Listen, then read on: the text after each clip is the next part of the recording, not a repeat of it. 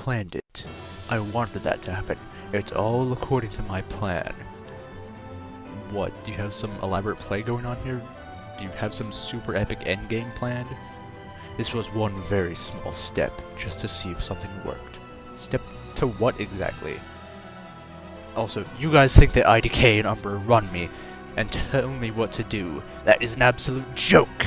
It makes me laugh whenever Bungler says something along the lines of, "Oh, I hate how you're letting Umber control you." No, we believe you allowed them to influence you far more than you should, given their obvious immaturity. Influence? Them? They're children. They can't influence me. That's where you're wrong. I knew you'd say that. The people around you will always be influencing you. Not if you don't have 100% care for them. You see, I can disassociate and have no emotion tied to people. The only way people can influence you is you have emotion towards each other. I've trained myself to detach all emotion from people. That's how I can so easily get Umber and IDK to do the things I want. It's all part of my master plan. Perfectly as planned. Well, that's straight up false. I live with it every day. I have zero emotional connection to anyone at my school, yet they all influence how I am. I know nothing about them, so with your logic, how can they influence me? That's because you chose to let it influence you. You see, you let people influence you too easily. You don't choose everything that does and doesn't influence you. Yes, you can choose some, but you don't have full control of everything. That's where you're wrong, my friend. Let's take our situation for example. The moment you ceased pitting, you began to change. You had severed our influence, and it was at a time you became arrogant and returned to your prior roots of being an Umbra clone. Trademark. You severed that influence. Intentional?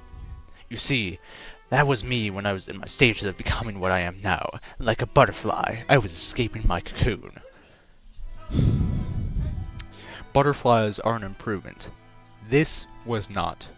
In your eyes, you don't see the whole picture. You're looking through a pin-sized hole, while I stand atop a mountain and see everything. You're right. I don't. All I see is what you show. And when you hide the rest of it, what is the point in having it? What is the point of having some side of yourself so full of grandeur that you don't even show? Does it even really exist at that point, or is it just a hollow dream? You cannot claim that I view from pin-sized hole, when that is what you put in front of me. The point is, you have no power when someone knows everything about you. When someone has seen all your sides, you're predictable. They know your every move. Does it really exist? The existence of something can be subjective. But you do, because that's what I want you to see. Oyster. What about this metamorphosis of yours do you believe is an improvement? Nothing you have managed to say or show has proven anything positive. All it has shown is an arrogant, self-centered, impulsive, bigoted, and shallow worm eating through the stomach of the carcass of a once-amusing soul. Hiding everything positive fails to make you unpredictable. It just makes you predictable in the opposite sense, as a jerk, as a moron, as a failure. When it's positive, there's nothing wrong with being predictable. There's quite some good to it, in fact. It makes you trustworthy, it makes you likable, it lets people in.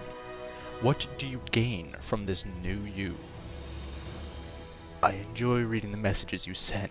They always have such a fun use of different words. Very vibrant. From this new me, I gain the world, as it is now my oyster! That's a saying I never got to understand. Care to explain? Oyster.